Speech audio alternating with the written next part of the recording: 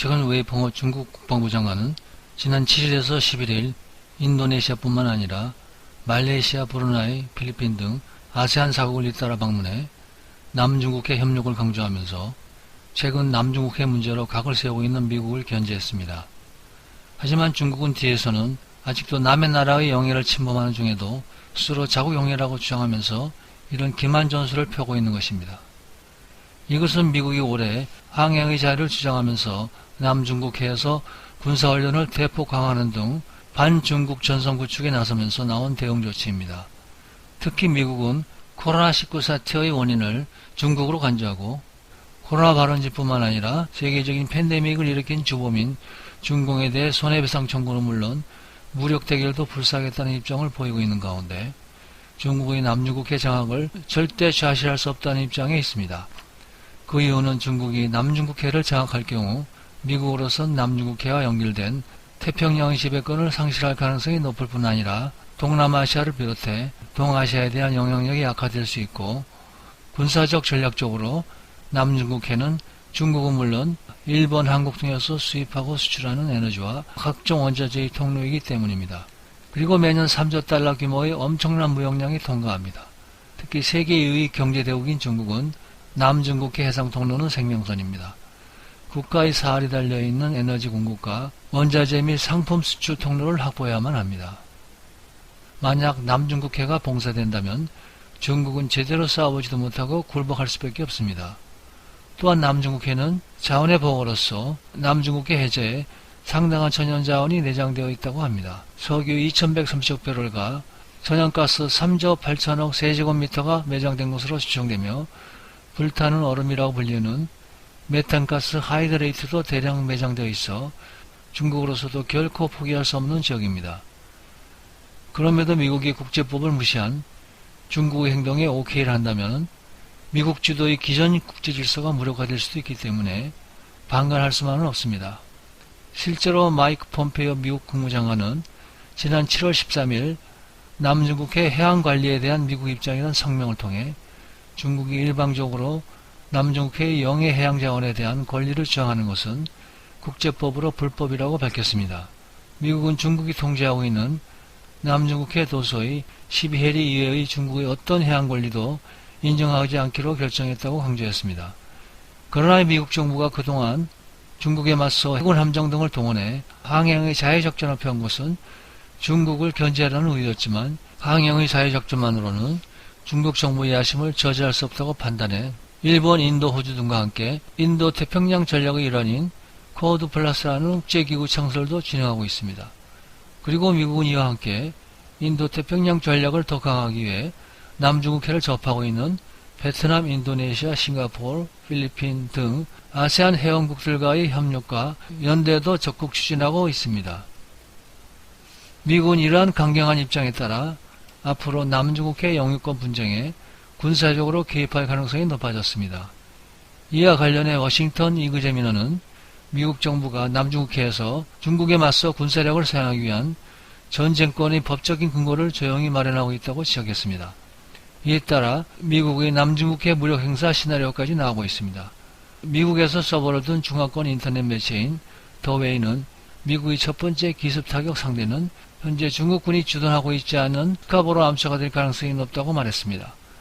더웨이는 미국이 전략 폭격기를 동원해 스카보로 암초를 폭파해 중국이 더 이상 이 암초에 대한 영유권 주장을 못하도록 하는 방안도 추진할 수 있다고 전했습니다. 또 다른 시나리오는 미국이 중국에 먼저 남중국해 인공섬에 주둔한 군병력 철수와 군사시설 철거를 요구하고 중국이 이를 받아들이지 않을 경우 피어리 크로스 함초와 미시시프 한초 등을 점령해 미사일 발사대 등을 파괴한다는 것입니다.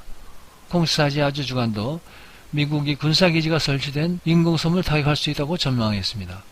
이런 시나리오에 대한 왕융 베이징대 미국 연구센터 주임은 미국이 오는 11월 3일 실시되는 대통령 선거 이전 남중국해에서 무력을 사용할 가능성을 배제할 수 없다고 말했습니다. 포브스는 최근 미국은 괌에서 중국의 인공섬을 앤더슨 공군기지로 상정하고 미 육군 24단 제4 전투여단 소속 공수부대원 400명이 점령하는 훈련을 했다고 보도했습니다.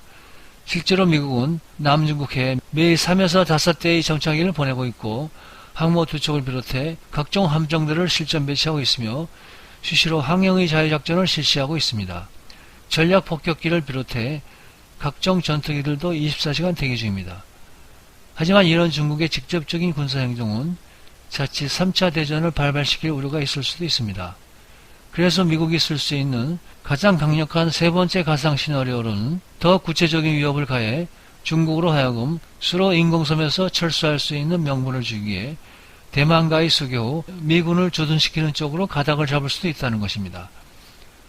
현재 대만은 자국의 힘만으로 중국의 침략으로부터 자신들을 지키려 하고 있지만 미국과 수교를 맺고 동맹이 될 경우 대만은 미국의 보호를 받을 수 있게 됩니다. 즉 그러면 중국의 코앞 타이안섬에 미군을 주둔시킬 수 있을 가능성이 높아집니다. 이렇게 되면 중국으로서는 남진하의 영유권을 주하는 것보다 더 바로 코앞에 미국의 군대가 대만에 주둔하는 것이 중국의 안보에 더 나쁜 상황이라는 것을 인지하게 되면 중국의 남진하의 철수가 가능할 수도 있다는 것입니다. 실제로 이런 작업은 그간 서서히 이루어져 왔던 것으로 보입니다. 알렉스 에이자 보건장관에 이어 국무부 2인자 클라크 미 국무차관이 2020년 9월 19일 날짜로 고 리덩후이 전 대만 총통의 고별 추모 행사 참여차 대만을 방문하면서 4일 동안 수전창 행정원장과 우자오쇼 외교부장 차이밍원 총통을 예방했습니다. 이것은 1978년 12월 16일 미국의 지미 카터 대통령이 타이완과의 단결을 발표했을 당시의 역선을 밟고 있는 것으로 보입니다. 그래서 그런지 미국의 클락 차관이 타이완을 방문하는 날 중국은 18대 전투기로 타이완 해협에서 위협 비행을 했습니다. 타이완 공군도 이에 맞서 전투기를 긴급 발진시키고 20여 차례 경고방송에서 몰아냈습니다. 중국 외교부는 팔팔 뛰었습니다. 클라크의 방문은 중국으로서는 아주 뼈아픈 도문입니다. 왕헌빈 대변인은 미국이 정교하게 스케줄을 짜서 하나의 중국 원칙을 위배하고 타이완 독립세대에게 길을 살려주고 있다고 비난했지만 앞으로 전개될 사항은 미국만이 알고 있을 뿐입니다. 클라크 미 국무부 차관은 1919년 초 도널드 미국 트럼프 대통령이 시대가 필요한 인재라고 발탁했습니다. 여기에서 폼페이오 국무장관의 추천이 있었습니다. 미 국무부에서 그는 경제성장 에너지 환경 부분을 담당하고 있음에도 폼페이오 국무장관이 중국의 인터넷 산업을 차단하기 위해 발표한 클린 네트워크 이니셔티브도 클라크의 아이디어였습니다. 더군다나 케이스 클라크 국무장관 타이완 방문에 더해 미국은 대만에 또 하나의 큰 선물을 안겼습니다. 외신들은 포토리스 타이완이라는 제목으로 대서특필하고 있습니다. 스마트 기뢰와 크루즈 미사일, 드론을 포함한 미국까지 주요 무기를 타이완에 판매할 예정이라는 기사입니다. 방어용 무기뿐만 아니라 지금까지 상상하지도 못했던 공격무기도 포함되어 있습니다. 판매할 무기 세부 내역은 아직 밝혀져 있지 않고 있지만 대략의 내용은 추정이 가능합니다. 7종의 무기체계 중 AGM-18HK 슬래미알 공대지 미사일도 포함되어 있다고 소식통을 인용해 보도했습니다. 보잉이 만든 이 미사일은 대만이 보유 중인 F-16 전투기에 장착할 수 있습니다. 장거리 미사일이기 때문에 대만 상공에서 본토의 목표물이나 해상의 중국 군함을 향해 발사가 가능합니다. 미국은 대만 관계법에 따라 중국과의 관계를 고려해 방어용이 아닌 공격용 무기는 수출하지 않았습니다.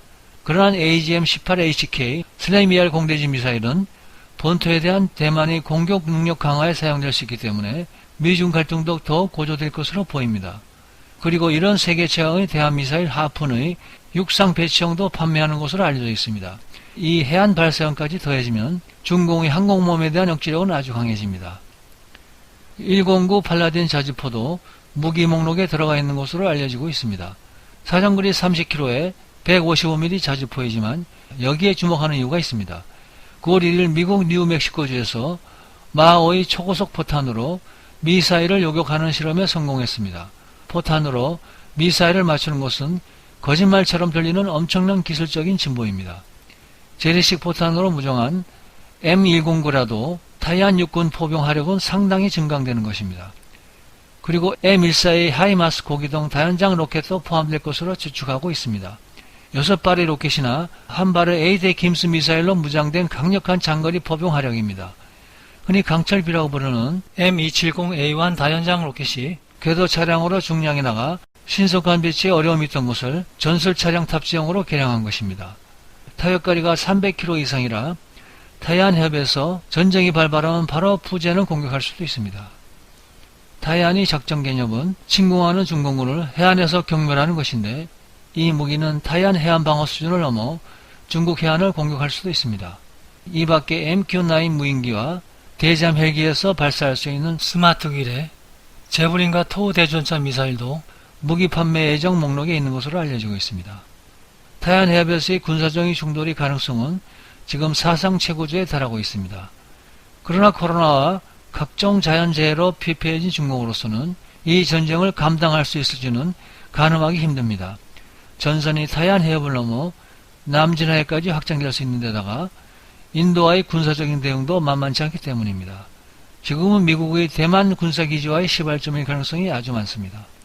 앞으로 중국이 어떻게 나올지에 따라 상황은 더 급변할 수도 있습니다.